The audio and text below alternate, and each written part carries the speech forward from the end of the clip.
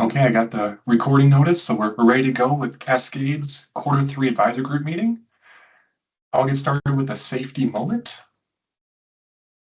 The safety moment for this morning, I would call a general remote work, mental and physical safety tips. I found this online, so hopefully I sourced it correctly in the top right there, but some safety ideas to keep you both physically and mentally safe when you're working from home.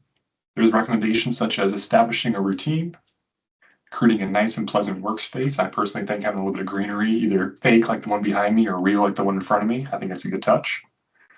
Taking regular breaks, whatever that means to you. Having people around, doing something recreational or getting some physical exercise, also something I think is really important for our health and safety. Sleeping well, and then also the recommendation to ask for help. Hopefully everyone's got a good spot where they can go to ask for help if they need any help with their safety. It's definitely a great recommendation, and I recommend everyone follow some of these guidelines on this list. Today for our agenda, it's going to be a relatively short agenda compared to some of our past meetings. However, we've got a really important topic, especially in the middle here with our home energy reports. We've both an update from our past project as well as a proposal for the future. In my opinion, that's one of the main content pieces for today. Des, can I ask you to lead this slide? You sure can. Well, good morning, everyone. Thank you for joining. Happy to have you. Usually I'll go over any action items from the previous meeting. There were not any action items from Q2 meeting, so I will just move on to the roll call, and I will just go in order. So first, let's see, Aaron Savati. Present. Hello. Hi, everyone. Hi, Aaron. And you're with what company? I am with Brillion, possibly more familiar as Energy X. Went through a recent rebrand, and we were the contractor who ran the Home Energy Report program. Wonderful. Thank you, Aaron.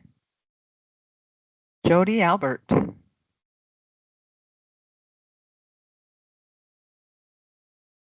Hi everyone, Jody Albert here with Cascade Natural Gas. I'm one of the energy efficiency analysts. Thank you, Jody. And Alex Corneglio. Hi everyone, I'm Alex Cornelio, also with Brilliant, here helping out with the GR program. Thanks. Thank you, Alex. Amanda Rodriguez. Hello, I'm Amanda Rodriguez. I'm with Educational Service District 105. I'm with the education and bridging into law and justice, but I also am the president of the Lighthouse Domestic Violence Shelter in Sunnyside. Well, welcome, Amanda. Thank you. Brian Farnsworth. Yes, I'm here. Hello, good morning. My name is Brian Farnsworth with TRC Companies on behalf of Cascade Natural Gas for their commercial and industrial program. Thank you, Brian. And Kai Hyatt. Hi, I'm here. I am Kai Hyatt from Public Counsel Unit at the AG's office. Thank you, Kai. Joseph Lennon.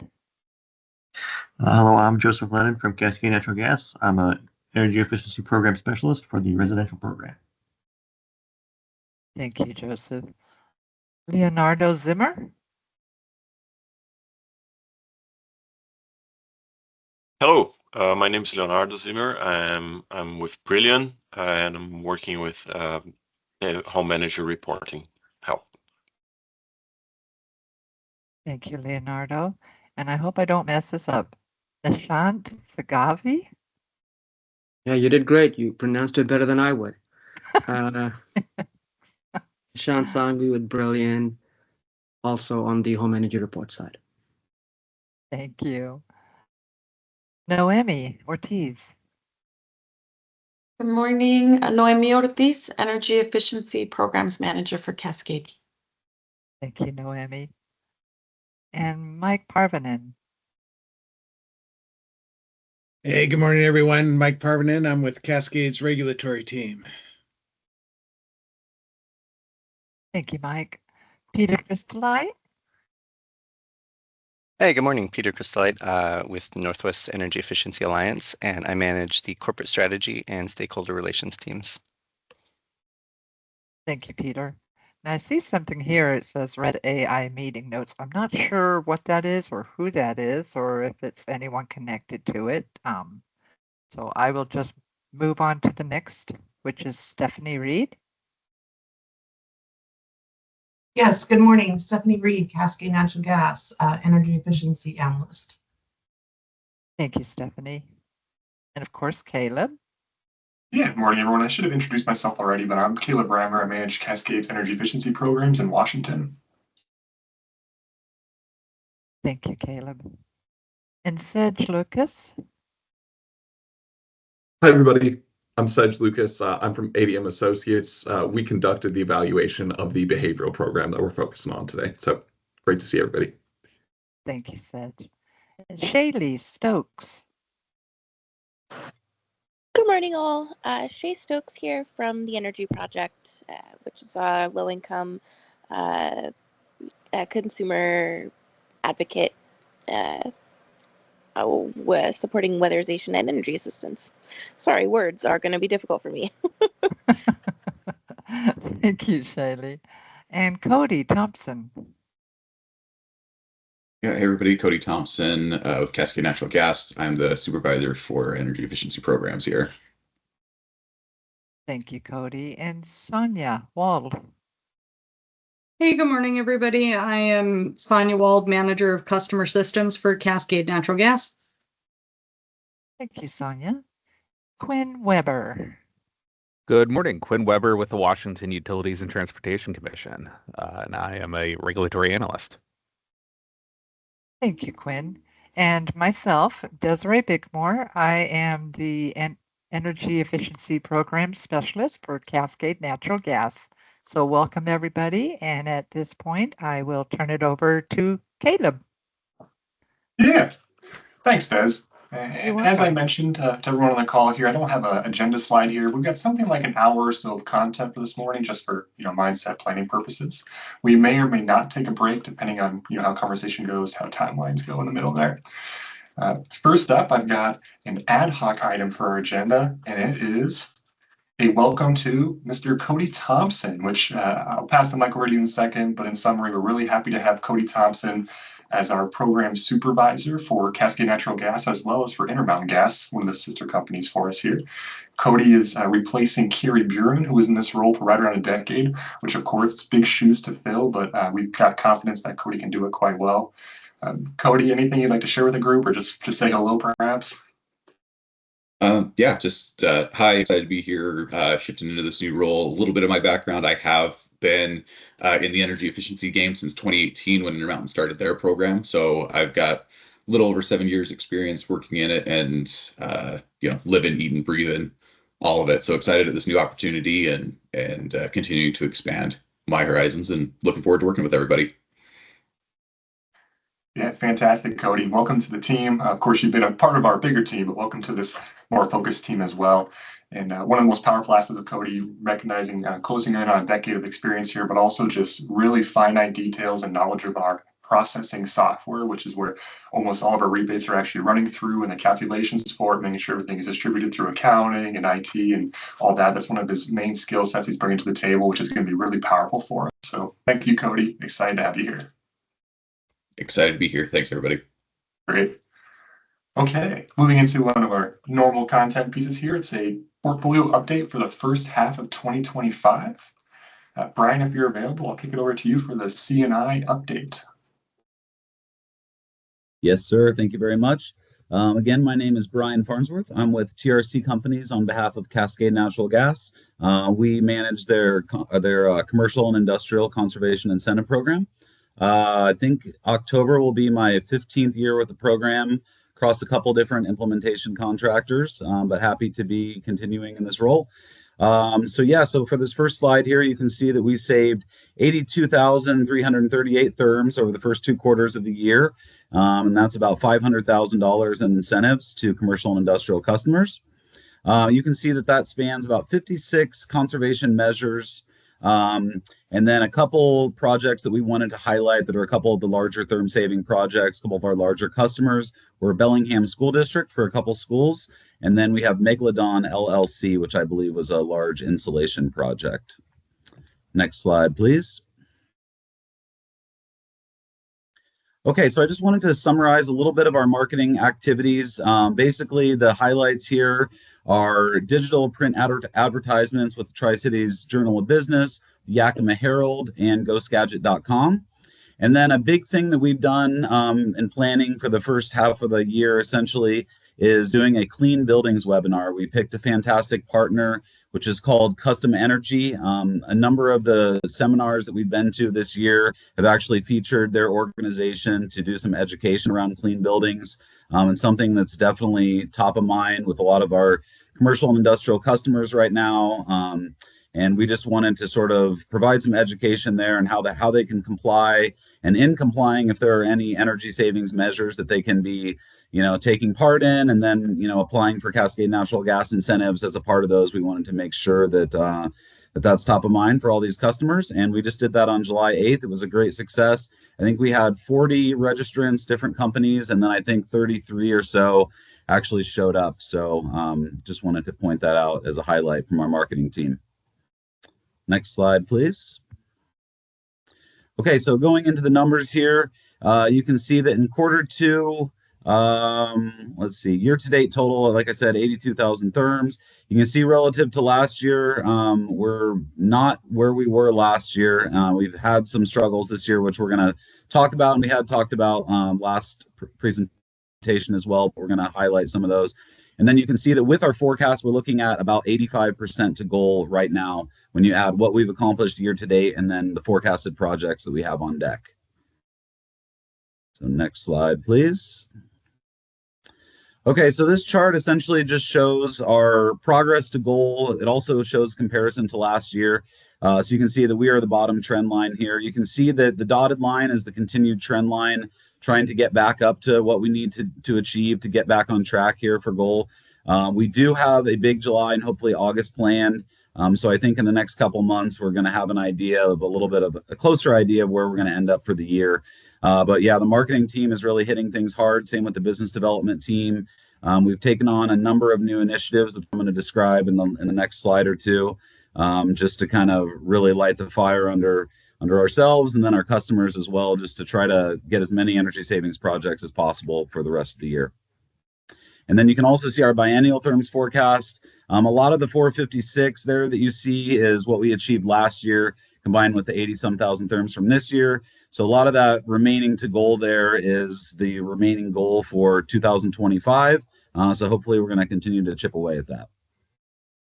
Next slide, please. Okay, so this shows our measure performance essentially, and not unlike other years, boilers and insulation are basically our two most prolific measures. So we are hoping there will be a lot more custom projects, but typically our custom projects close. We do have kind of a hockey stick effect where we have sort of slower production at the beginning of the year and then it really ramps up. So we're hoping that once we get to some of the colder months and throughout the rest of the summer, that Bob, our technical manager, a lot of his larger custom projects are going to close. We have had an influx of a new measure type that we really haven't seen in past years, which is heat curtains for agricultural facilities and greenhouses. So we're hoping to report on a number of those projects. I believe there's supposed to be 2 or 3 that are going to be closing in the next month that are large therm savings projects, I believe in the neighborhood of 80,000 therms, 100,000 therms, something like that. So we'll be excited to report those projects soon. Next slide, please. So we talked a little bit about this during the last CAG meeting, but we are seeing some challenges to our performance this year. I've summarized some of these below. We talked about this last time, so I'm not going to go super in depth. But we have seen a sluggish economy in 2025. We've seen some inflationary pressures early on. It looks like we're seeing a resurgence of inflation again. We have had some impacts due to tariffs also. So these on-again, off-again tariffs have certainly made customers a little bit trepidatious about pursuing projects and what the future might hold. So we did have, as a direct result of the tariffs and imported equipment. We did have a laundry heat recovery project that was canceled. We've also seen a continued push to electrification. So we had Skagit Valley College, which is one of our key customers, especially in the Bellingham area, did remove, I think it was 12 buildings from natural gas service. So those were buildings that could have been updated with natural gas equipment, and it looks like they've gone to electrify. So that's another challenge. And then we have seen also some politically motivated cancellations. And unfortunately, our Whidbey Naval Air Station project, which would have been our largest project to date in the history of the program, it was going to be 700,000 plus therms over 2 to 3 years, and that was $3.5 million in incentives. And it looks like that has been canceled indefinitely as a result of political pressures. So we were disappointed to see that. There's always a possibility that project could come back online. But we were notified by the contractor, the ESCO that was running that project, that said that the project has been pushed out, possibly indefinitely. So just some of the challenges that we're facing, and then we're going to get into some of the things that we are doing to combat these pressures. Next slide, please. Sure. And I want to make sure we leave enough space to digest this information here, Brian. You're doing fantastic, especially point 5. Obviously, it's unfortunate for our program, perhaps unfortunate for the Naval Air Station, but it can't be understated how important 700,000 therms and $3.5 million in incentives are, not just for our program, but for, I believe, multiple years of work and effort and coordination that's gone on between TRC's team with the air station. It's there's a lot of words that we put to it, but it's really unfortunate, and it's one of the large things that's going to make our role in the next couple of years a little more difficult.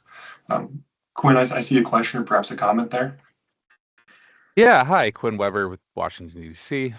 Yet again. I'm curious about the push to electrification.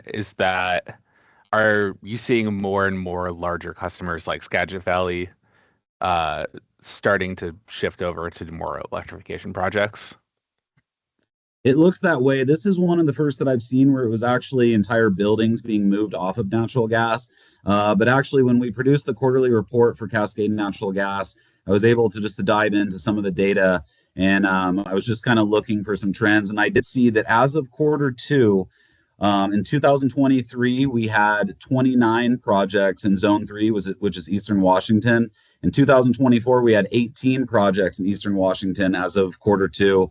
And in 2025, we've had 9. So we've been sort of halving the number of projects. So that's where we're seeing the largest push to electrification. And it's generally because electric rates are so low there that customers are really going towards heat pumps and other electric technologies in favor of natural gas. So I would say that Zone 3 in Eastern Washington is where we're seeing the biggest impact to electrification, but Skagit Valley College is in Zone 1, which is, like I said, the Bellingham area. So we are seeing the impact to Western Washington also. Got it. And do you anticipate that trend line to continue? I mean, it's hard to say. It is something that we've been seeing in the last couple of years. It's been ramping up. So, we're doing everything we can to continue advertising efficient natural gas equipment, and just, educating the market. And that was part of the Clean Buildings webinar also, is just to let these customers know that they certainly can find ways to comply with new regulations with natural gas. So that's something that we're definitely working on to educate the market. Yeah, and Brian, I definitely agree with that. It's a great way to respond to it. Another way to think about it, Quinn, is what are our expectations numerically? And that was something that we did factor into our 2025 CPA, which Jody Albert ran, who's on the call right now. One of the ideas of being electrification is definitely not necessarily certainty, but a high likelihood in certain areas for our service territory. There's also some impacts anticipated from things like tariffs and political motivations, which was one of the reasons why our 2026 and 2027 therm saving goals was slightly lower than they are for this current biennium. So it's definitely a real effect that we're all seeing. Here's some very empirical evidence of it. And, going back to that modeling, this conservation potential assessment, these projects such as Whidbey Naval Air Station, they're not specifically a part of the CPA, but their overall usage and their gas consumption by zone are. So when these major projects we spent so much time and effort cultivating fall through, it's a major impact for us. And it's not something that's reflected from modeling 2 years ago, for example. That's why these adaptive management strategies are really important. Good questions, Quinn. Got it. And I had one last question about, could you explain exactly what you had mentioned the agricultural heat curtains? Is that what that was? Yeah, yes, sir. Could you tell me a little bit more about those? Yeah, I'd probably be best if our technical manager explained it because I don't want to state something that might not be as well said as he could say. But essentially, yes, we've seen both cut flower operations and then also marijuana growing facilities that are essentially able to, I want to say, use less heat because they're able to trap heat from lighting and from natural gas heating that is not essentially losing. We're not losing as much heat from the greenhouse facilities because of these curtains. We're able to retain more of the heat, which is able to reduce the amount of natural gas heat that's being used, essentially, is what I think. But I will have Robert Cootie follow up with you on that if you're interested. Yes, I would be. Thank you. Yeah. And So heat retention, I think, is the generality that I would say, but I will follow up with Bob and I'll let you know. thank you. And Yeah, we have a vendor out of Southern California that's essentially come into the service territory, and it's something that they specialize in is these heat curtains. And so they've, I think, provided 3 projects already between Bellingham area and Eastern Washington now. So it looks like it's ramping up, and it's something that is going to produce a lot of therm savings, and we're really excited about. yeah. And sorry, I have one last question. Yeah, no problem. What would be defined as like politically motivated cancellation? Like, what is the more behind that? Just Ooh, budget without getting cuts? too political, I think that just maybe the focus on energy efficiency or energy savings might not be as important to the current administration as how it was put to us from the ESCO. But yeah, that's their words, not ours. So Got it. All right. yep. All good questions. Thank you, Quinn. I should have said this at the beginning of the meeting. I believe all presenters are welcome and to having questions throughout their sections here. So if you'd like to raise your hand or put a comment in the chat, welcome to do so anytime for anyone joining right now. Brian, should we move on to the next slide? Yes, next slide, please. Okay, so sort of our adaptive management strategies continued. Here's just sort of a summary of some of the activities that we've taken on, and I'll provide a couple updates on some of these as I go here. But essentially, we had proposed to increase our marketing budget just to combat some of these hurdles that we're facing so far, and we actually doubled our marketing budget for 2025. So we've given more money to the marketing team, and they've hence taken on more activities. So some of these activities are below, and I'm going to briefly describe some of them and make some comments here. So we have done LinkedIn ads, which we had not done before, so sort of targeting business owners of some of these contractors and also customers. We've done geofenced ads, which we hadn't done before, which is essentially a way to capture a net of participants around conferences or things like that, so we can actually then send advertisements to those that are in our area when we're presenting at a conference or something like that, which is pretty innovative. We have taken on a new partnership with the Smart Building Center and Building Operator Certification, which is really neat. And Building Operator Certification, essentially what that does is it offers a certification for building operators. So maintenance folks that work at commercial buildings they're getting training on how to more efficiently operate their buildings. And part of our becoming a member with them gives us the ability to go and present during lunch when they're having these technical trainings.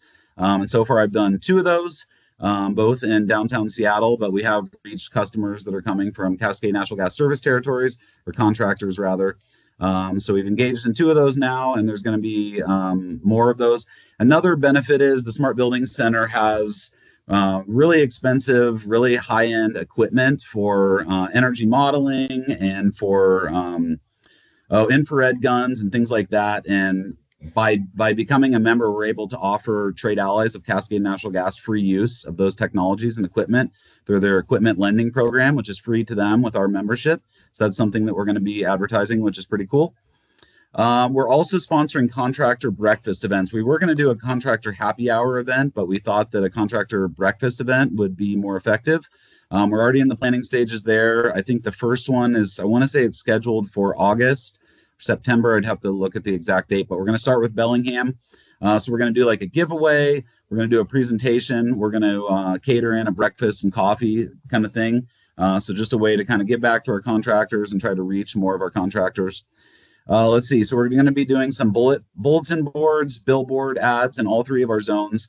So I don't think that's something that we've done before, but in all three of our service territory areas, so Kitsap Peninsula, the Bellingham area, Western Washington, and then Eastern Washington, we're going to be doing billboards, advertising some of our measures like insulation and boilers, and advertising to contractors and customers alike. We're also doing small business mailers. So those will be hard copy mailers that are sent to small businesses advertising the program.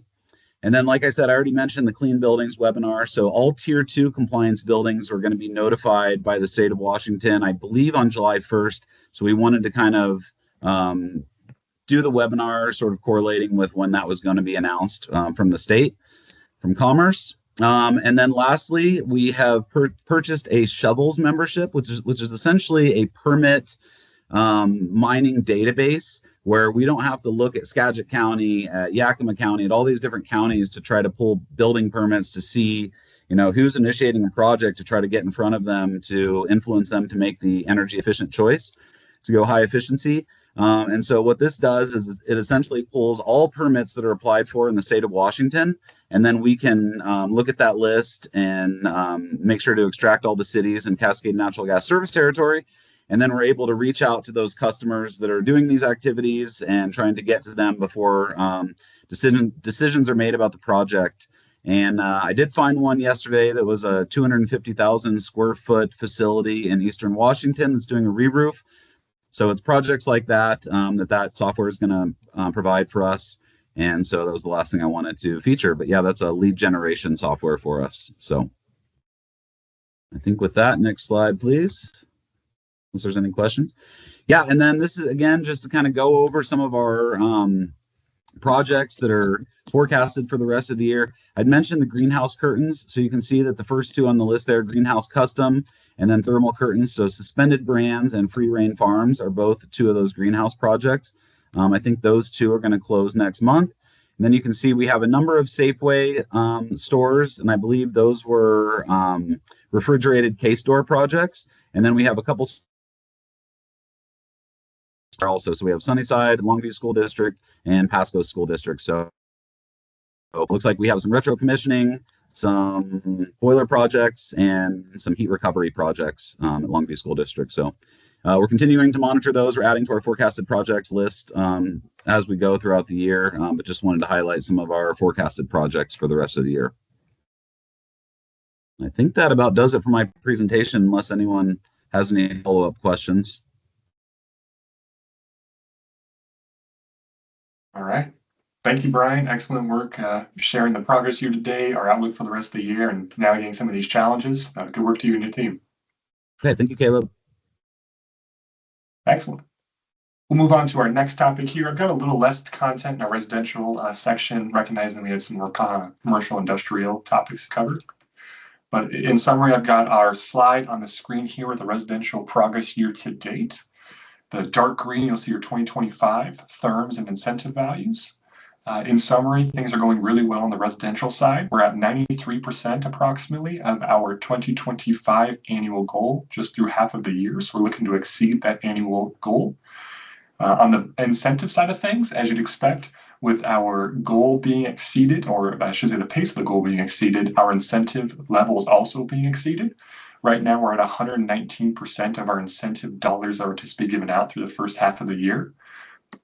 Of note, we do have a requirement in our conservation plan conditional acceptance documents to notify this group if we're anticipating going above or below 20% of the budget.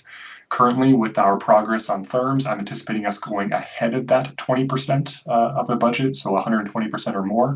Same thing happened last year. Same thing we're anticipating to happen this year. We're anticipating it to be very cost-effective therms, excellent progress, all good things, just a requirement that we make sure we notify this group. Some high-level, statistics. We're looking at a large number of measures being processed. In this case, it's about 35% more for the first half of 2025 compared to 2024. And as a reminder, 2024 had more than 2023. In the second half of 2023 had more than any quarter prior to that we could recover. So it's been a fantastic approximately 2 or 3 years for the program. Just major compliments to the program delivery team. We introduced Cody Thompson on the call here a bit ago, but there's a lot more folks on that team that are able to deliver these therms, reach out to customers, answer inquiries, and make sure that we're giving out these cost-effective therms and incentive dollars to our customers. So congratulations to that whole team. Literally can't do without them. Thank you so much for everyone that's on the call. And as we always know, these are preliminary numbers. They're pretty solid, but things could adjust just a bit in the future here. Any questions on the residential highlight slide here? Okay, and I've just provided just an update on our portfolio biennium. We like separating them for conversation pieces since our residential and our C&I customers are quite different in terms of reaching out to them and how they actually interact with the program. However, we do have a portfolio goal for the year that was set for us for 2024-2025 of just over 1.7 million therms. That's a high therm total. It's pretty equal to some of the last bienniums. Last year, we reached right around 1.06 million therms. It says unofficial because the report has not been, accepted. There's no orders been given out, but that's a pretty solid number. And then, as shown on the past screens, combining the commercial, industrial, residential, we're at just over 550,000 therms, which puts us right around 91% of the biennial therm target through 75% of the biennium. You can interpret that as being a fair amount ahead of pace and giving us a really good outlook for the rest of the year to meet or exceed that 24-25 biennial therm saving goal. So that's fantastic news. Really happy to share with the group that there was only one slide today to recall. This is an important one. Any questions here? Okay, and I'll close it out just by recognizing that, even if we exceed that 1.78 million therm saving goal, the work continues. There is no shut-off valve for us, which is both a positive and sometimes a negative, I'm sure. But on the positive side of things, as we continue to exceed that biennial goal, we are able to accrue those therms and apply them to our therm saving goals for, I believe, the subsequent 2 bienniums as needed or, as the ad hoc requirement may come up. So there's a lot of benefits here for us to exceed it and keep dishing out as many of these cost-effective therms to our customers and provide the incentives for doing these cost-effective, energy-efficient upgrades. So great things for the program overall in the first half of the year. Okay, next topic. This is perhaps the largest topic of the whole meeting here. In summary, we're going to introduce a couple of our third-party contractor partners, the first one being ADM Associates, who have done pretty much all of our EM&V work for the program over the past couple of years. Fantastic partners. Happy to introduce them. And then the second half of this, we'll have our Brilliant folks. We've had a couple of those introduce themselves during the first part of this meeting. They'll provide an update and a proposal for the round 2 of this behavioral pilot. In summary, we'll provide the results from the round 1 pilot, which has been going on for close to 3 years now, including all of the contracting and setup and work with this group to get that going. And then a proposal for what should we do next. We're going to take our learnings, scale it up accordingly. And the plan at this point, which we'll unveil during this section, is approximately a $400-ish thousand round 2 behavioral pilot to grow the cohort and most likely see more cost-effective therm savings from this pilot opportunity. I'm really excited for it.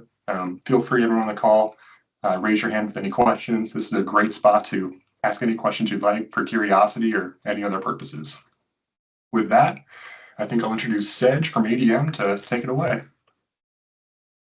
Excellent. Thanks so much, Caleb. Just for reference, y'all, if I start cutting out, please let me know. Everything's been fine so far today, but if that ends up being the case, just shoot me a heads up. I might turn off my camera, but hopefully that should solve any problems. But yeah, like Caleb was saying, I'm Sedge Lucas from ADM Associates. We ended up conducting the EM&V, so evaluation, measurement, and verification for the behavioral program that we're discussing today. Just to give you a quick flavor for what my section of the presentation is going to contain, I'll do a brief introduction just to make sure that we're on the same page regarding some of the terms that we're using across the presentation. From there, I'll dive a bit into some of the EM&V methods that we use for our behavioral analysis. Try not to get too much into the nitty-gritty, but just give you guys a general sense of how we conducted the evaluation. From there, I'll touch on some of the round one findings that we had, and those round one findings will lead us to some of the round two plans. I'll certainly leave some time at the very end for any questions, but as Caleb said, if you have any questions throughout or anything on a certain slide, is confusing or whatever else it might be, I'll keep my eye on the chat and I'll keep my eye peeled for anybody raising their hand. But also feel free to just jump right on in. So if we could jump to the next slide. Excellent. Thanks. So like I said, just to introduce some of the terms and some of the general concepts we're working with, ADM Associates, we ended up evaluating the gas savings associated with CNGC's 2023 and 2024 Home Energy Report Behavioral Program. Throughout this presentation, I'll be referring to that 2023-2024 program as the Round 1 program, and then I'll be referring to the subsequent program that we're planning for as the Round 2 program. So that will be the 2025-2026 Home Energy Report pilot that we're planning for. Just to give you all a sense of the details associated with Round 1, it was implemented by Brillion starting in September of 2023, and it ran for a year. 6 home energy reports were delivered as a part of that program, so 1 every 2 months. And the program was designed as a randomized control trial, and that involved close to 10,000 treatment customers and close to 5,000 control customers.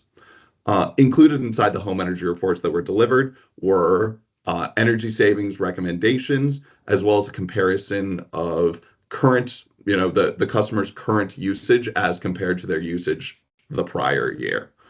I think that provides a pretty good introduction just for some of the key concepts and some of the key definitions. So if we could jump on to some of the EM&V methods next. Yeah. So the primary method that ADM ended up using was a D&D, or difference in difference, fixed effects regression billing analysis. I'll go through some of the key pieces of those, or some of the key terms included inside that regression analysis that we ran. But the overall goal broadly was just for us to run a regression analysis to determine the change in gas usage associated with home energy report delivery. The first term that I would touch on is difference in difference, and that's sort of, the next slide will help explain it as well, but that effectively is us comparing the pre-home energy report delivery energy usage to the post-energy report delivery usage, while at the same time taking a look at the difference between the control group and the treatment group. The next key term I think to mention is fixed effects. And as it says on the slide, that allows us to control for unobservable, time-invariant energy usage behaviors for each customer. What that actually means in terms of the regression is we allow each customer to have their own intercept in the regression that we're running, which means that we end up focusing on the difference in energy usage within each customer, or I should say the change in energy usage within each customer, as opposed to changes in energy usage between the customers. The last terms that I'll touch on briefly, because I think they'll be useful as I'm talking through the rest of the analysis, are the pre-period and the post-period, which are the 12 months before and then the 12 months after the Home Energy Report Behavioral Program start date. So that was September 2023. And then the treatment and control group. Treatment group is customers receiving the home energy reports, and the control group is statistically comparable, or excuse me, CNGC customers with statistically comparable usage to the treatment group who didn't receive any home energy reports. Down to the very bottom of this slide, I just provide a general flavor for what the regression equation that we're working with looks like. The dependent variable is average daily gas consumption, and then the independent variables that we're working with are several. There's a post-period binary, which is 1 if the billing data that we're taking a look at is in the post period, and 0 if it's in the pre-period.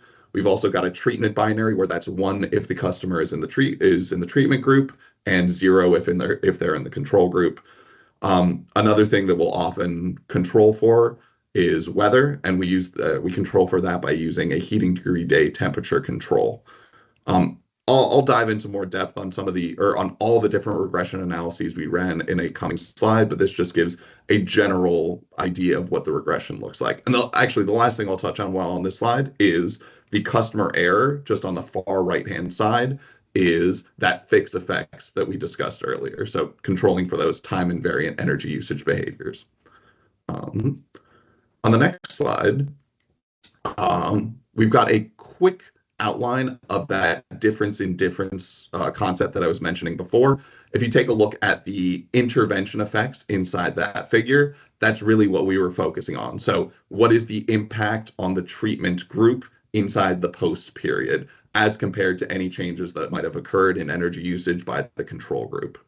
ABM ended up running 6 of these difference in difference models as a part of a comprehensive sensitivity analysis that we did. And in addition to that, we also ran 2 post-program regression models. The PPR model is as valid as the difference in difference model and is included inside the NREL behavioral protocols documentation. It's actually very similar to a difference in difference model. The exception is, instead of focusing on both the pre-period and the post-period in terms of the billing data that we use for the regression, we focus or use exclusively the post-period, but then we end up including pre-period energy usage by month as a control inside the post-period data that we have.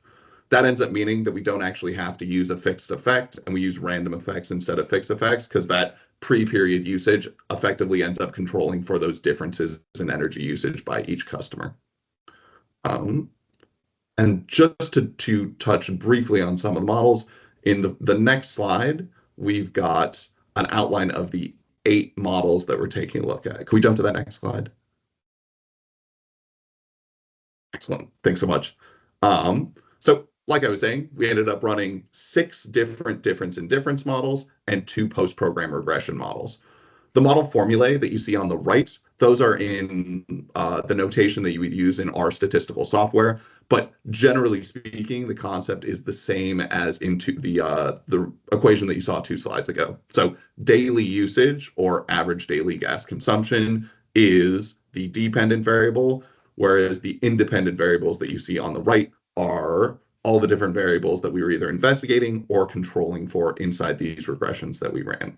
And the reason we ended up running several different regressions was try and get a comprehensive look at exactly what the savings associated with this program might look like while controlling for different factors. So some of the key factors, like I mentioned, were either heating degree days or cooling degree days. Those are controlling for weather effects. We also ended up including month interactions in models 5 and 6, such that we could control for the temporal effects of differences in energy usage in one month versus another.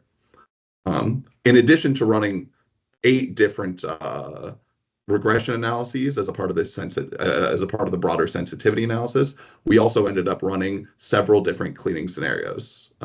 So in the next slide, you'll see that we actually ended up doing 16 different data cleaning scenarios. So removing some customers while keeping others, and then trying a number of different iterations of those cleaning scenarios. With 16 different cleaning scenarios across those 8 different regression models, we ended up producing 128 billing analysis results. For reference, I'll just very briefly touch on what the different cleaning scenarios were. We ended up varying each of these 4 binary variables to produce the 16 different cleaning scenarios. So no movers would just refer to yes or no, should we remove customers who moved in or out during the analysis period. The second cleaning scenario criteria that we varied was no other progs or no other programs, and that was yes or no, should we remove customers who participated in other energy efficiency programs during the analysis period, so during the 24 months, 12 pre and 12 post. The last 2 were 2 rules that we're calling Brilliant Rule 1 and Brilliant Rule 2, and those focused on Brilliant Rule 1 generally removed customers with low gas usage prior to running the analysis, and then Brilliant Rule 2 removed customers with substantially higher gas usage, so outside 3 standard deviations of the mean. Inside the report that we developed, and later on, I think in the coming slide, you'll see the notation that we have down at the very bottom of this slide that's either a true or false associated with each one of these cleaning criteria. So the notation that we see at the very bottom here is the no movers criterion would be true, while the other 3 criteria would be false. So just to touch on some of those results, now that you guys have a sense of the EM&V methodology that we ended up using, we saw of the 128 different savings results that we produced, there was one that was statistically significant at the 0.05 significance level, or alpha, and then 5 were statistically significant at the 0.1 level. You can see those outlined in the table on the right. And you'll see that the annual savings range from 3.9 therms down to 1.37 therms. What we would note, though, is inside all 6 of these statistically significant results, they all contained at least one of the 2 Brilliant cleaning rules. So those were the final 2 criteria that we focused on in the previous slide. Based off of ADM's review of the NREL behavioral protocols, we would suggest that those 2 data cleaning rules may actually remove potentially relevant customers from the analysis. While it's sometimes the case that it's valid to remove customers with, substantially lower usage, based off of potentially some sort of error in the billing data that we received, or some sort of error that causes massively inflated usage, the NREL protocol normally suggests not removing any customers because they may be representative of the broader customer base that you're hoping to model. So with that in mind, continuing on to the next slide with some more findings, based off of, or as I was just saying, while 6 of the 128 savings results were statistically significant at the 0.1 alpha, ADM ended up concluding that at least for this round 1 behavioral pilot, it was likely not associated with statistically significant savings. But based off of the fact that many of the results were close to producing statistically significant savings at that 0.1 alpha, and based off of some limitations that we outline at the very bottom of the slide, there's certainly promise for future iterations of a similar program to yield substantial gas savings. And some of those limitations, I'll also touch on these in the next slide, since the limitations sort of lead directly into recommendations for a future program. But the 3 that I would highlight right off the bat are, 1, the smaller sample size of the pilots, and that was just around 10,000 treatment customers, which might not seem particularly small, but I would say, especially when trying to identify a smaller treatment effect, as is the case with home energy reports, 10,000 is a smaller group, generally speaking. But yeah, Caleb, I saw you had your hand up. You're doing fantastic, Sedge. I just want to make sure that I provide some more insight to this group, and also just a bit of time if anyone has any questions in the last slides. Tons of information. I think it's interesting, and Sedge is doing a great job digesting it for everyone. These limitations that Sedge is going over in the bottom 3 pieces here. There's NREL protocols, which is some of the main protocols for evaluating these behavioral pilot programs. These 3 recommendations, if I all recall correctly, they were not recommendations from Brilliant necessarily. It was more so my predecessors and working alongside the advisory group a few years ago to develop this small scale, less expensive pilot to get the project rolling, with the idea that a round 2 could happen with these learnings here. So things are going as expected, and some of these limitations that did occur to limit the statistical significance, they were designed in there by our team and not necessarily by Brilliant. And Brilliant's going to do a great job with our round 2 proposal of how we're going to be changing some of these limitations with some really positive outlooks. So I'll kick it back to you, Sedge, if you don't mind. Thanks, Caleb. Just to touch on those last 2 super briefly, the one detail that we saw was slightly distinct in this iteration of the home energy report delivery was the home energy reports themselves did not include peer comparison feedback. So that's where you would compare one household's energy usage to a comparable household or a neighboring household. That's by no means a necessary part of home energy reports, but there is substantial literature that highlights that is a pretty effective way to engender substantial changes in behavior. And that's across a variety of different social sciences, so whether that's energy efficiency or even political science, etc. The last one was the program. So the round 1 program ended up focusing on all customers. I guess I should say a subset of all customers, as opposed to focusing on those with particularly high gas usage.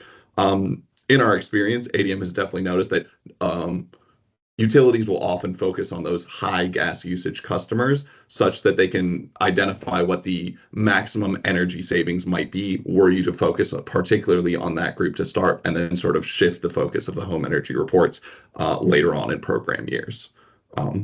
So in terms of how those limitations that we identified translate into next steps, on the next slide, you'll see 5 different steps and 5 different potential changes that ADM suggested. The first 3 are essentially related to the first 3 points there, or I guess the 3 limitations that I highlighted in the previous slide. So those are potentially focusing just on the top 25 energy consumers, such that you can get a clear understanding of exactly how much energy you might be able to save in a maximal case. Second, as I highlighted before, 10,000 is, at least for home energy report, slightly on the smaller side in terms of the number of treatment customers. So based off of the billing data that ADM received, we conducted a power analysis and found that to identify a statistically significant impact, it's most likely that we would be able to do that with 30,000 treatment customers and 10,000 control customers. So slightly inflating the size of the program could help identify statistically significant savings. In addition, like mentioned before, including peer comparison feedback in those home energy report materials could be useful. And the last 2 points that we would touch on are potentially establishing and a system to verify home energy report delivery would be useful. We saw some very slight discrepancies in terms of the tracking data that we received and the home energy report delivery data set that we received in concert with that. So just verifying that those do match up well would be useful. And then one other option, by no means necessary, but potentially integrating surveys into the round 2 analysis could be useful. One angle, so in addition to just providing some qualitative insights as to customer thoughts and customer experiences with the program, we were also thinking that the surveys could be useful to see if peer comparison feedback was included inside home energy reports. Is that something that people find distressing? And if that's the case, then moving forward, it potentially would be useful to have survey data on that aspect of the home energy reports to see whether or not it's worthwhile, any strife associated with those peer comparisons. So a couple of different potential changes, but broadly speaking, a lot of them line up with some of the limitations that we highlighted in the earlier slides. So to jump into sort of some plans for round 2, Brilliant will provide, I believe, a much more in-depth outline of these round 2 plans. These are primarily just ADM's focus in terms of what we can provide to make sure that the round 2 runs as smoothly as possible. This slide focuses on our setup assistance in 2025. So what we can do to help make sure that the programs are designed and developed, and then the initial implementation runs extremely smoothly. Then the following slide will focus on our EM&V, or the planned evaluation that we hope to do in 2026. So the 3 things that I'd focus on just in terms of that setup assistance in 2025 are, 1, helping Brilliant and CNGC pinpoint the most relevant cohorts to focus on. As I highlighted before, we conducted a power analysis based off of the billing data that we received in round 1.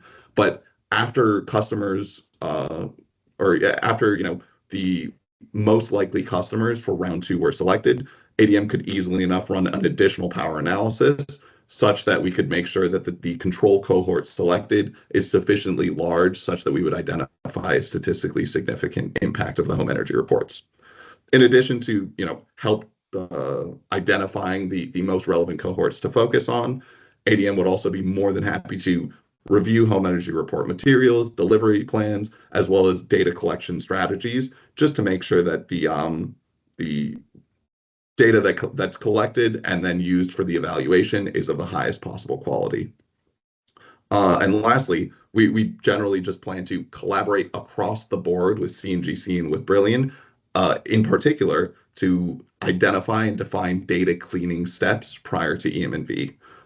With this first round of EM&V, there was some very slight differences in terms of the data cleaning steps that we ended up So that Brilliant ended up using in their initial evaluation of the program, and then ADM ended up using in our evaluation. So just getting on the same page with regard to which cleaning steps we're going to use, making sure those align well with the NREL behavioral protocol, et cetera, and just kind of leveling the playing field to make sure that the results that are interpreted by the implementer and the results that are calculated by the evaluator, so ADM, are consistent moving forward.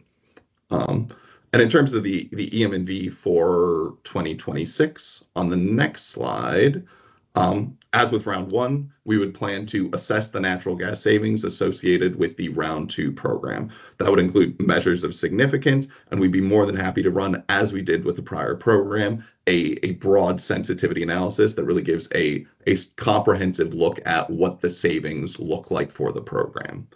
In addition, we're also planning on conducting an uplift or an uplift assessment or calculating the double counted savings associated with the program. And for reference, that's just taking a look at which customers participated, which customers who participated in the Home Energy Report program also participated in other energy efficiency programs, and identifying whether any of the savings assigned to either the Home Energy Report or to the Energy Efficiency Program are double counted. And lastly, we would develop a comprehensive report of round two findings that would include an assessment of the strengths and weaknesses, an outline of the savings that we're seeing with measured significance, as well as details on potential next steps for the program, whether that's taking a pilot and building it out into a broader program or whatever else it might be.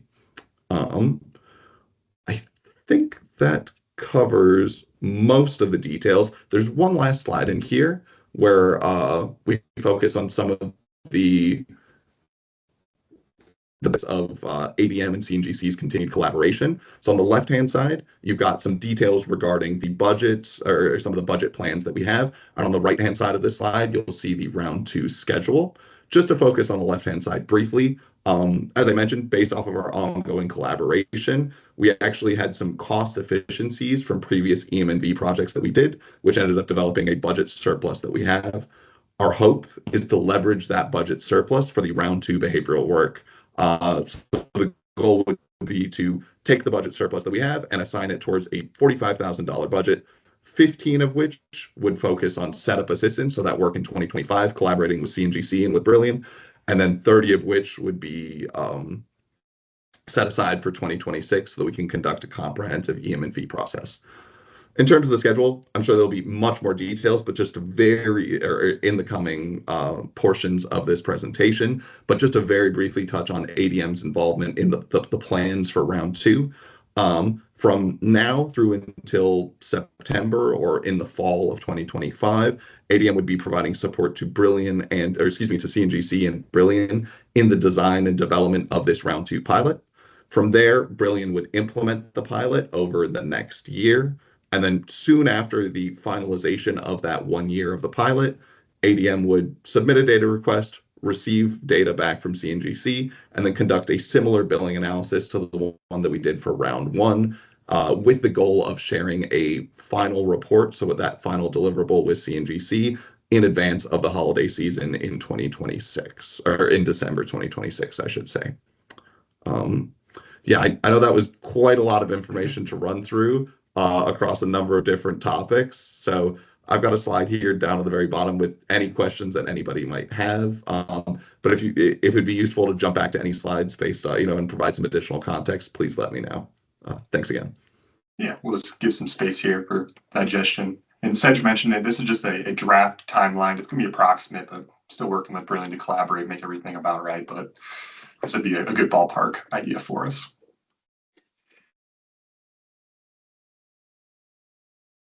Really thorough analysis here, Sedge. You mentioned some really powerful impacts, like the idea of uplift, where someone receives a home energy report. On that home energy report, there'll be some education and perhaps some persuasion to do some other energy efficient upgrades. My opinion is that's fantastic. That's even better result than we could ask for, but there is some double counting to account for, which that's some good math to go with. So great ideas. Thank you so much, Sedge. For those on the call, of note, we do plan, I believe right around 30 days or so ago, we sent out this round one draft EM&V report from ADM to this group to review. And I believe Jody's plan will be shortly thereafter this call to work with the regulatory team to file that officially with WTC, and then we'll move on to our plans for round two. Any questions for Sedge? All right, we'll keep moving. Fantastic work, Sedge, as always. Have a great one. Excellent. Thanks again, y'all. And if any questions do pop up, Caleb and Jody have all my contact information, so please feel free to share them. Thanks again. Okay. Moving on to the next section here, and we're well over halfway through our agenda, so I'm going to propose that we keep moving, and then after this section, we may or may not take a short 5-minute break. As Sedge introduced, we have our brilliant folks on the call here, which I'll pass the microphone, pass the camera over to them to lead the proposal for round two. Sedge had a great introduction. This team will have a bit more of our specifics. And once again, the plan pending conversation after this call is to work with Cascade's contracting team and Brilliant's contracting team, work through all the details, work with ADM to finalize some of these pieces. And then approximate $400-ish thousand budget will go towards this project for the round two pilot for the next approximate year of work. We'll have results near Christmas time or so in 2026 to share with the group. So Brilliant, if I could, we could pass the mic over to perhaps Aaron, if you're available, or whoever would like to, and we'll let you lead this section. Always available. Thanks, Caleb. All right. Thank you for all that. And Sedge, thank you for that really detailed and I think highly digestible overview on what we've been working together on. Great. So I'm going to go over a bit of an overview here, expand slightly upon some of the details that Sedge shared. We'll dive into some of the goals that we've discussed for round two, some key home energy report updates that go along with that, what the proposed timeline is. In our view, I know Sedge shared a bit about that already, which was very helpful, and then next steps and questions, and hopefully a great discussion along with it. So before I do that, you can go to the next slide. I'll reintroduce Brilliant quickly, because the last time we were on this call together, we were referred to as Energy X, and what Brilliant is it's the coming together of 5 different companies within the utility energy efficiency space. And Brilliant it's a utility customer engagement company, and we provide various platforms to support utilities in best engaging their customers in various programs. One of those, of course, is home energy reports, which is the focus of the discussion today. I won't get into a whole spiel about Brilliant and who and what and why. However, our priorities and missions have not changed since the last time we came in front of you all as Energy X. In fact, they've only been strengthened, deepened, and expanded upon as we've joined forces with these 4 other companies. Caleb, you can shoot over to the next slide. Okay, so a quick overview on the Home Energy Report program. The purpose of it was, of course, to engage customers and drive action to manage and reduce energy consumption. So as you all know, we went through a randomized control study group with the fantastic support of ADM. The purpose and design of the home energy reports that we delivered were intended to be timely, relevant, and easily digestible from all those that received it. And the reports were, of course, personalized and highly relevant to those individuals. And they were sent periodically over the course of a year. We sent out 6 reports, a combination of both digital and physical reports in the previous pilot. And they were not necessarily sent every other month, but instead focused on a higher concentration on times of the year when we knew energy consumption would be highest. So, for example, heating periods, wanted to ensure that we were sort of top of mind in providing relevant, timely, and really actionable insights to the various customers that were enrolled in the Home Energy Report program. We recognize that there are a variety of ways that customers would like to and prefer to engage in reports or engage with their utility in general. So we, of course, like I said, focused on on personalized content that was relevant to their particular building, home, and family. We focused on seasonal points, as well as with most behavioral programs, low cost, no cost efficiency recommendations. So instead of focused on, sort of high ticket retrofits such as insulation or building exterior in general, really focused on simple low cost, no cost actions that homeowners can take that will have a real impact on their monthly bill. We looked at recent bill comparisons, really tried to take a holistic view of the whole home and provided a variety of recommendations of things that they can do to reduce that consumption, all while ensuring we are educating and supporting customers throughout the entire process. We can go to the next slide. So here's a quick example of what the home energy report looks like, or looked like rather in the most recent. We want it to be simple, engaging, and actionable.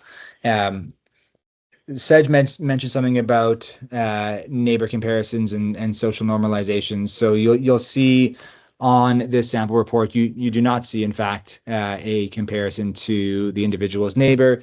There certainly is research surrounding the impact of social comparisons on the drivers that lead users towards an action. And there's also, research and feedback leading towards the sort of the feelings of guilt and shame that customers might receive when going through that neighbor comparison. We're certainly open to any and all feedback and are interested in providing reports that provide the absolute best possible customer experience while still driving participation in those programs. And in the design of our reports, we're factoring in a variety of aspects and conditions to ensure that they are welcome, actionable, educating, and leave customers feeling supported and satisfied with what they're experienced. We can move on. Okay, so let's get into some of the goals for round two. So the primary goal and driver that we are looking at as we design the second round of the Home Energy Report program is around the expanded impact and statistical power as evidenced by the ADM report. So we are looking at a significant increase in the treatment group size. We are focused on digital communications only.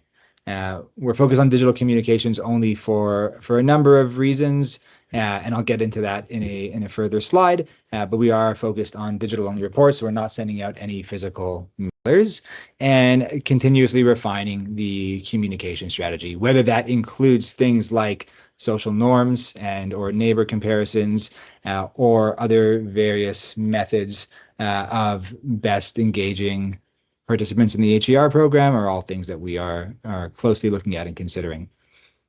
Again, also as Ed mentioned, we are looking forward to working closely with the ADM team right from the very beginning. I think the process of working with them was fantastic, and there were a number of learnings as we went through that. And we look forward to working with them right from the ideation phase and really ensuring that we are 100% aligned from the get-go, not only to ensure the effectiveness of the program itself, but also to ensure that the evaluation phase in 2026 is as smooth and seamless as possible, to better ensure that we are best aligned with program opportunities in 2027, should those exist. We can move on. Okay, so some specifics around what the increasing customer treated group looks like. This is really one of the key updates and key changes to the program. So in the first round of the pilot, the treatment group was comprised of 9,000 customers, and the control group of those not receiving HERs was 4,000 customers. In the second pilot, round two of the pilot rather, we are looking at about a 230% increase in the treatment group. So moving from 9,000 customers to 30,000 customers. and about 150% increase in the control group, moving from 4,000 in round one over to about 10,000 in round two. So the total population and treatment and control group change is a total of 13,000 in round one, up to 40,000 in round two, which marks a 208% increase. Based on the findings of the ADM report, we and all of us, Cascade, ADM, and Brilliant, are all confident on the impact that will have on the statistical significance and associated savings of the program itself. So I'll touch a bit more on the focus on digital reports that I mentioned briefly prior. So some of the findings in the use of digital reports. So we found that digital report customers had significantly greater savings in round one. So that alone is a good reason to focus much more strongly on digital reports and utilize that over physical reports. However, there are a number of other benefits in employing digital reports over physical reports.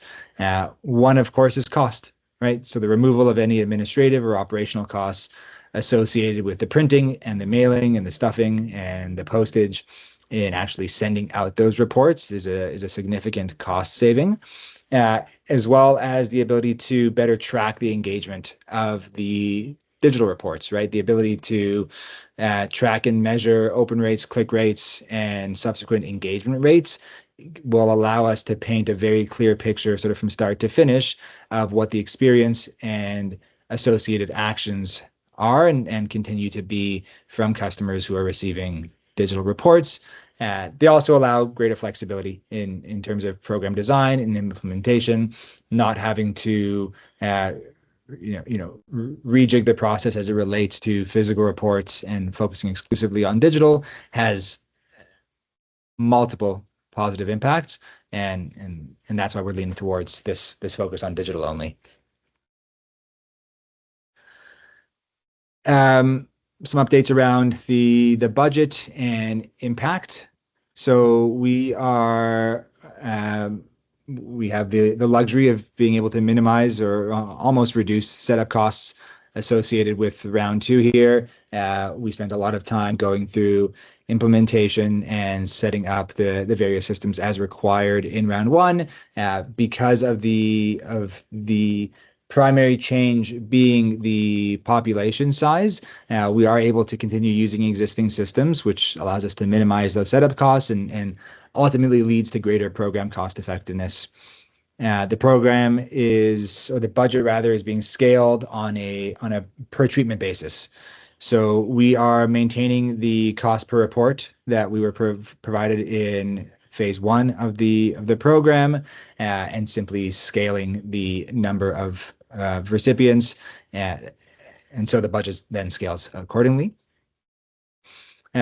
We are continuing to use a variety of different iterative improvements along with the increased scale to maximize the impact of the programs, i.e. attributed savings, of course. This is done, as you heard, and we continue to reiterate, in collaboration with ADM and Cascade, to ensure that we are 100% aligned and driving a program that will have the greatest possible impact and outcome. Quick overview of the timeline. I know Sej ran through this really well as well. So July 2025, we are in the midst of or about to begin contract execution, working through that process. In August, we intend to start with system setup, reviewing any required integrations, collaborating with ADM, ensuring that all are aligned, and the program would be ready to launch in September of 2025, with the last HERs being sent out in August of 26, which would then allow us to start the evaluation period in September, to formally start rather the evaluation period in September, with anticipated results. We laid out October, November. We can call it December, before the holiday season of 2026, as you said, Sej, and that allows us and Cascade should have adequate time to plan and evaluate what a full program rollout might look like in 2027. Okay, so a quick recap and some next steps. We will, of course, need to complete contracting as necessary for round 2. Second step is being able to launch those round 2 home energy reports in September 2025. And then, of course, complete the result analysis for 2027 planning. I'll reiterate our commitment to build upon the successes and the learnings in round 1 of the pilot, our commitment to show real cost-effective savings generation and increased statistical power associated with that, and continue to provide evidence that the HER program really supports the broad Cascade program goals in 2026 and 27 and beyond. So those are that's our focus and our priorities as it is now and moving forward. And I believe the next slide might be questions.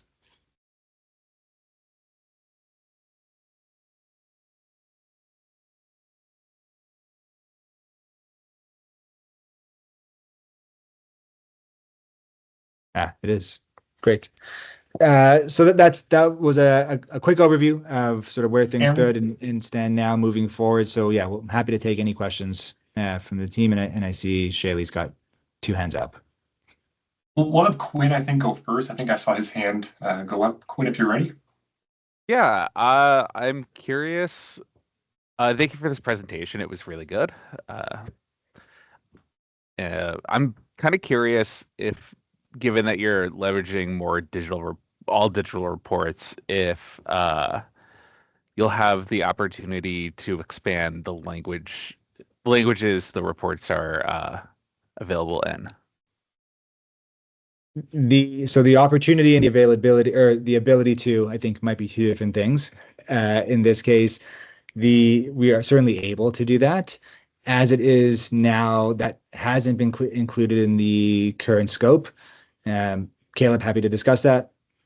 Yeah, I think it's something definitely to discuss, consider. My opinion, Quinn, is that these reports being 2 pages at the most, it's plenty of content. Personally, when I receive something in the mail, typically if it's more than 2 pages, that means it's a bill and I don't need to look at it. But having more than 2 pages is something we definitely explore as a trial run. Typically we have the front page being a really high level piece of information, the second page more detailed, how can you save, what can you save on, and then at the bottom, like the bottom third, we have more energy efficient specific callouts for Cascade. Did you know you can get $700 off your water heater, for example? That's how we've been formulating it. I don't have an intention to increase that, but if there's some strong recommendations here, we could definitely consider it, Quinn. Yeah, I'll kick around some suggestions for that. Yeah, feel free to reach out to me anytime. Shaylee. Hello. I sort of echo Quinn here. I have a couple thoughts and questions, but one is also surrounding language. Since you're expanding the scope of the pilot pretty drastically in terms of number of customers here, having a concerted effort to include non-English as a first language speakers in the pilot, and seeing kind of what kind of results you might get from that seems like a worthy endeavor. And then just sort of in that general vein, with so many extra customers in the pilot, like I'm wondering, how are you approaching enrollment? Is it just first come, first serve, or are you targeting specific segments? And if you are targeting specific segments, are you targeting low-income customers or customers on other types of Cascade programs? So can you talk a little bit about that? Yeah, Aaron, would you like me to share some thoughts first here? Go right ahead. Yeah, Shaylee, these are both really good questions that we've considered and thought about throughout both the round 1 pilot when it was first being set up, as well as the setup for round 2, and I think they're both valid. Our current plan for the round 2 pilot is to not engage with Spanish or other alternative language reports for the pilot phase of this report. And then in terms of low income or income based. We're not using any sort of income qualifications or income qualifiers to select candidates for this. Our current plan is to work with, I believe, Sonia Wald's team on IT to select some sort of pseudo-random sample of the higher gas usage customers that's going to fulfill that approximate 40,000 customer cohorts. So income qualifications not being an aspect of it, but also recognizing there is a delineation between usage and income. That'd be something we can consider for perhaps that full deployment with the, call it round 3 or the full program deployment. And we can also harness some of the learnings where we had a full customer non-gas use qualifier for round 2, I should say for round 1, that we can compare the results against. So a lot of opportunities here. I would consider this more of the data collection for round 2 rather than a full embracement of making sure we're reaching out to all customers, if that makes sense. Aaron, did I miss anything there? Any more clarifiers? No, I think you covered that well, Caleb. I'd want to just hand over the opportunity to Alex and or Leonardo if they wanted to add anything about some of the data that we received around savings and engagement around within income qualified segments specifically, because I think that might be notable to discuss. Leonardo, do you want to talk to that? We didn't study income qualified people specifically. However, we did look at relative low consumers, and that group is often associated with income limitations as well. So Leonardo, I don't know if you want to touch on some of the results we saw. Not obviously the results that were corroborated by ADM, but just some stuff that we examined on our own.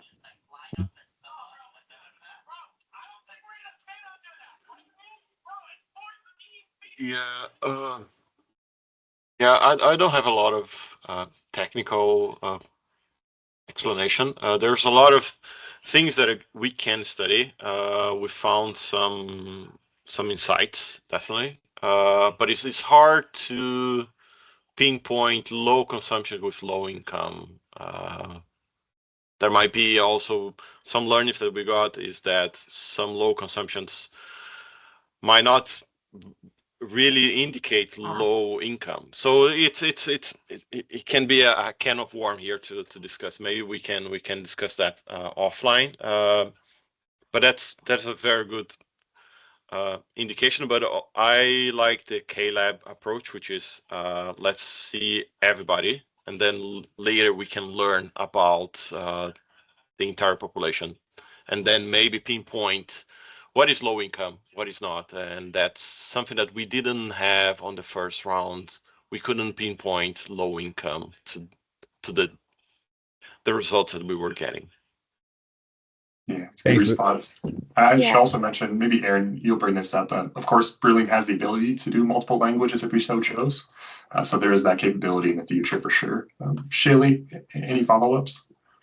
Well, I am aware, and I don't, maybe just hasn't been used in a wide context, but I know Cascade developed an in-house propensity model for customers, and you have, I believe, like quartiles of customer segments that, based on propensity, are more likely than not in certain income brackets. That might be something to consider and look into. And I guess my follow-up is just that maybe I missed this at the beginning, but I guess I'm not understanding the purpose of expanding phase 2 of the pilot to such a larger group of people if you're not digging into like how to make this program benefit or like, I guess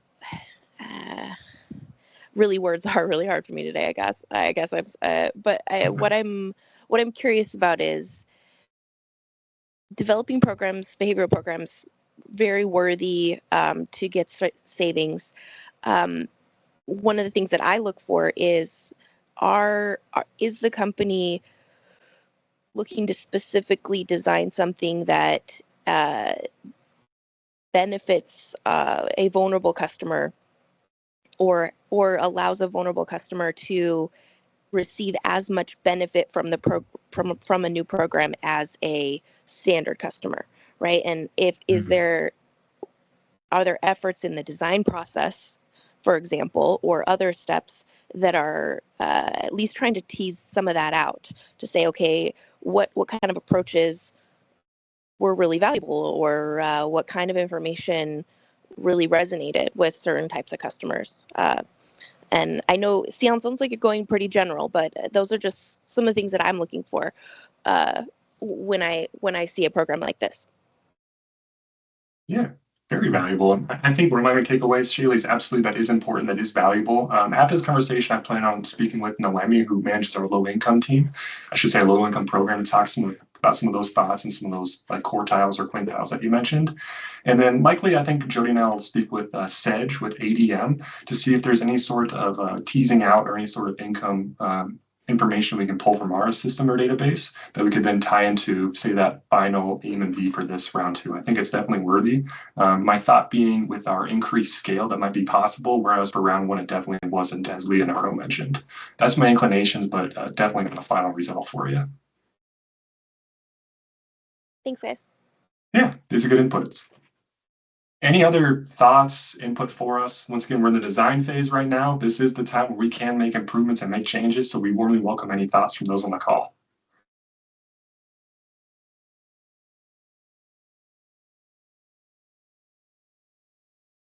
Okay, well, this has been fantastic. I know it's a lot of content on the specific topic, but it is that important to us to make sure we are providing the best result for both our customers and as advisor group in this project. I mentioned it, I think, to start the session, but both Brilliant and ADM have been fantastic partners throughout. We've been working with both teams since I've been with the company. We intend to keep that relationship strong and prolific going forward. I think this is one way to do that. We look forward to having the results being showed, something like a year and a half or so from now, but we will have some more interim updates in upcoming advisory group meetings. Perhaps not the next one since it'll be started, but likely in the first one of 2026 is my current plan. All right, with that, I'll say thanks to Aaron. You did a fantastic job, and the Brilliant folks. And then we'll move on to our next topic. There's just 2 more, so if we don't mind on the call, we'll just keep moving, and then we'll close this meeting out in about 10 minutes or so. Thank you, Aaron. Thanks a lot, everyone. Appreciate it. Okay. Noemi, are you available to lead this section? I'm not sure if we have Sheila on the call this morning. Yes, I got it. Thank you, Caleb. Yeah, thank you. All right, let me pull up a couple notes. Okay, so just an overview of where we're at the end of Q2. We are currently at 39 projects completed. Measures completed is 156, and I'm also going to give you just a comparison of what 2024 looked like right around Q2 as well, since it's quite a big difference. Overall spent in this total project cost, direct cost, and then also the admin fees is right around $1 million. We did get an updated budget here a couple days ago, so it is closer to that 1.2. We do see therm saved 8434. The cost per unit has gone up. Last year we saw right around 20,000 cost per unit. This year they're coming in at around 26,000. You'll see the range there also from 7,000 clear up to 75,000 per project. And that has a lot of things that are kind of pushing that cost, and I'll review it in some other slides. Last year we did see the highest project that we saw was around 46,000. So the range between 5,000 and 46, which is a big difference this year. Also, average number of measures per project completed this year in Q2 is 4, whereas last year was 5. And then the average therms per project we saw last year was 250 per project. This year's 216. So we are seeing less measures completed, and along with that comes less therms. However, in being realistic, also in Q2 last year, we only had 20 projects completed around this time, and the measures themselves were 92. So there is a significant difference there. And if there isn't questions there, I'll go to the next slide just to get into a little bit more of the projects themselves. completed, and we have just, it does note 40 projects actuals. We have 39. We haven't, just in the last week or so, we do have a handful of projects in the queue that we haven't totaled up yet. So I won't report on those yet until next quarter. But we do have 39 projects completed from the goal. It's so 40 out of 95. The cost again there, it's the 1.2, not the million that it notes there. But these are the total numbers that we have for Q2 as far as agencies, the 13 agencies participating. And then we'll move on to the next slide. Thank you, Caleb. Okay, so I'll kind of work out of order here. I know I have the pilot up there, but since I'm already talking about the budget for the low income program, the actual budget for the program year, which runs January to December, is 1.7, a little bit over 1.7. We currently are at that 1.2 mark as of July 1. A lot of the cost is related to, one, the contractor themselves, services are more expensive. The material has gone up in cost. A lot of those things are out of our control, or out of the agency's control. And we do work directly with the agencies to complete those projects. So we do honor the pricing that they provide us. Along with that, one that we didn't expect, and it's kind of derailed a little bit of what the budget is supposed to be this year, as we're halfway through the program year. And we are at that 1.2 mark, is the federal funds availability for community action agencies. That was not something we saw coming. There is some restrictions there, whether it be the funds are delayed or funds are reduced. The outcome there is that the cost being billed to the company now, it's either 100% of the project cost, or 50, 60, 70. It's on a higher end where we're not normally billed that high. And it is due to agencies both having to budget their federal funds accordingly to either reserve them for something else, or they're just completely out of funds.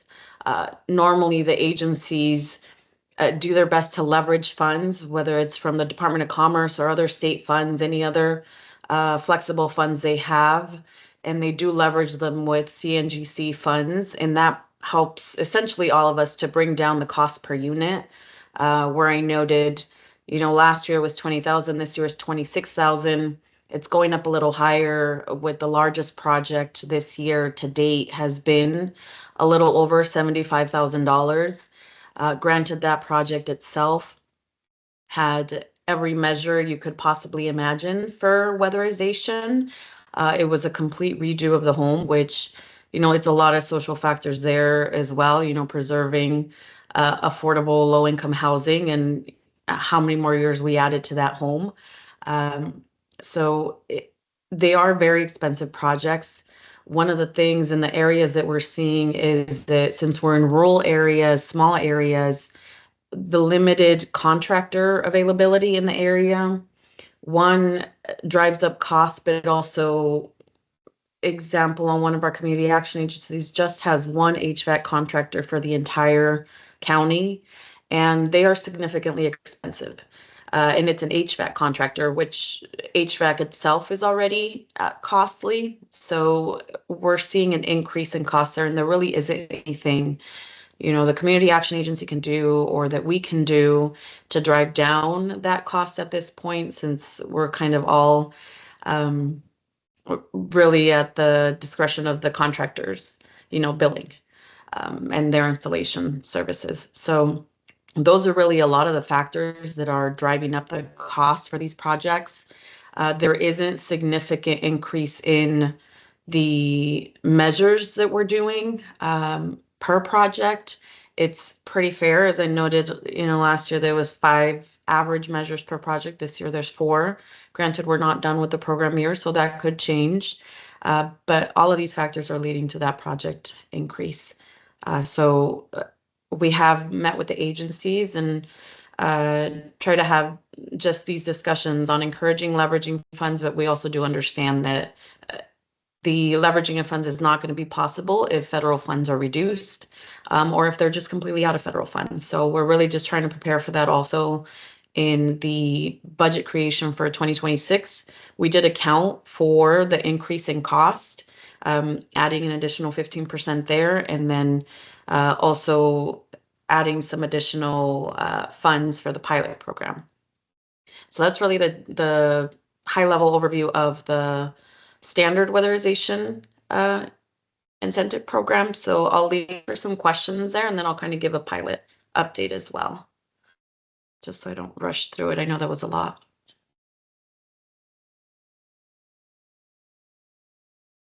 Okay, and I don't see any hands or anything in the chat so far. Okay, so the pilot update. So the weatherization incentive pilot, which is really just a branch off of the WIP program, it's essentially the same. The only difference is that we don't have the community action agencies participating in this pilot since they run the standard one. This is a third-party contractor. An update there, we have assigned the contracts for this pilot program. We have 3 contractors already. We have one that's ready to begin work. We verified all of their certifications and experience there. We've awarded the contracts and received that signed. So we will begin moving over to get our CARES referrals and sending them over to this contractor. A lot of the reasoning behind that pilot, and I know I've shared it before, is we had such a large queue of referrals for weatherization in interest of income eligible customers from the CARES program. So we will start to work through that. We did revise the budget into 2026 to plan for around 1.2 for the pilot program. We're averaging, going through this, the pilot program ends February 2026. So we noted lower goal for this year, since it's the pilot year, to do 40 projects and assign to these contractors. One, to see really, it'll be easier to evaluate the quality of work if we have a lower target for these projects and able to manage, since it is Sheila, our analyst, that'll be reviewing all these projects on top of our regular standard program, and myself. So we did keep it a little bit smaller. Granted, we also took into account that the cost per unit is significantly higher, cost per project is significantly higher. So even at the 40 mark, either averaging 25,000 or 32,000, it's still close to $1 million spent for these low income programs. So we're trying to be reasonable with those expenses and setting that target. So that's really what we're planning for the rest of this program year. And then hopefully, depending on the outcome of that, we'll move on to 2026 and potentially making it a standard offering there for that pilot. But there's a lot of learning to go through this pilot. But if it does move into 2026, we are prepared for that. We did plan ahead in this case. And that is really all I have as far as the weatherization incentive, and then the pilot as well. One note there, I didn't add it on this slide. One note from the Department of Commerce, the only update really they gave us was that there's still no updates as far as the federal funds. And it was a side conversation that we had as the expenses on the projects as well, just a regular check-in that we had. But they did give us an update knowing that they really just don't know. There's a lot of uncertainty with the federal funds. So just trying to prepare for what the rest of this year looks like, and potentially next year if federal funds continue to be affected. And Shaylee, I see your hand up.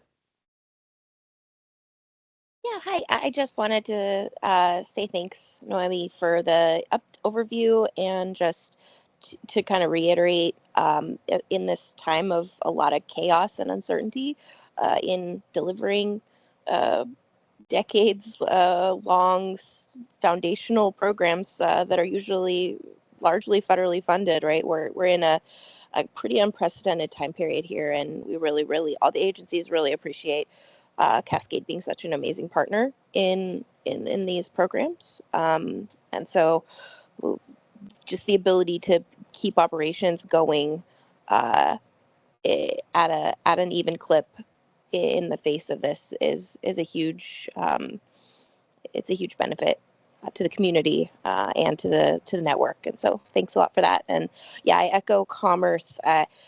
There's some rumblings I've heard very recently, like last week. The most recent quarter of DOE weatherization funds have been approved. I don't think they've all reached their destinations yet, but it's looking a little less bleak on the Department of Energy front. However, we're still really unclear about LIHEAP, and LIHEAP diverts about as much funding towards weatherization as DOE does. So we're still kind of in this place where it's really unclear what funding is going to look like next year. Thank you, Shay, and thank you for the update on DOE. That's good news. And yeah, I know that DOE funds aren't as large as what the standard LIHEAP one is. Still some good news. So hopefully LIHEAP pulls through for the agencies. But either way, we'll continue to work through it. And just like the standard residential program, we don't have a stop, so we don't have a cap on, projects we can complete and funds. We do monitor it, but we don't have a hard stop on these. So we'll continue to work through with the agencies.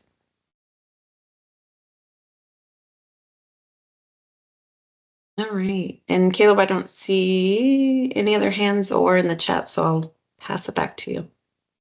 Yeah, thanks to Wemmy and some more good contributions, Shayla. Okay, this is our last topic here. I'm going to pass it over to Jody Albert. She's just got some nice general updates on our regulatory timeline and requirements, and I think we're doing fantastic in this realm. So, Jody, if you're available, I'll kick it over to you. Hi, everyone. Thanks, Caleb. And I just wanted to give you all just some quick updates on our regulatory requirements. So we filed our conservation potential assessment at the end of May, and we also filed our 2024 annual report in early June. Our annual report is available on our website also in Spanish. And we have begun our biennial conservation plan program planning. And so similar to our prior filings, you all will receive a draft 30 days before we file it. Please feel free to send any questions or comments as you're reading through the draft. We do really appreciate all the feedback. And similarly, if anyone has any questions about the program planning, or if you have any suggestions that you would like us to consider during this process, feel free to send me an email. Once again, we really appreciate any feedback that we get during these times. Yeah, and we're thinking about those comment suggestions, what types of measures to offer, any sort of limitations or qualifiers on them, dollar amounts to perhaps attribute to them if there's any recommendations for us here. This is that once every 2 years, we have a couple of month window to do that, and Jody's leading the way with a fantastic job. So I definitely encourage anyone on this call, if you've got any education or if you know anything that we don't, please send it our way. So if you all remember in our last meeting, we did present our results for our residential envelope EM&V. This was purely single measures. It did not take into account multiple measures installed at the same time. And so we are currently working on an updated version of this report that incorporates the bundled measures so that we can see the effect that installing multiple measures at the same time has on our savings. And this will just be really useful for future conservation potential assessments and program planning. And so we're really looking forward to seeing those results. Along that line, we're also going to begin a review of our low income program later this year. And we will continue to update you guys as these reports come to completion. Excellent. I think that's the last part of your section. Any comments or questions on this section from the group? Okay. All right. Thank you, Jody. And once again, everyone on the call, you should anticipate over the next few months receiving a handful of emails from Jody with these, draft program plans, draft budgets, and draft setup pieces for the actual plan that'll go into effect starting right around March or so of next year. So please do look out for those. Give us any feedback as they arise. Okay. Thank you, Jody. And our last slide here, just a reminder of our meeting cadence. Everyone on this call should have the invitations that they need to, that are needed for the rest of 2025. The last meeting will be on October 15th, once again, the third Wednesday of that month. We'll send out the agenda and update the meeting invite, a week or so in advance of any of the content. And of course, if you've got any content suggestions, please send them my way in advance. And as always, if you've got any recommendations for individuals who we should invite to this group, help foster more conversations and education, we warmly welcome it. Please send them my way as well. With that, we can close out the meeting today. And thanks everyone for your time. Thanks for your comments and input, and I hope the best for the rest of the week for each of you.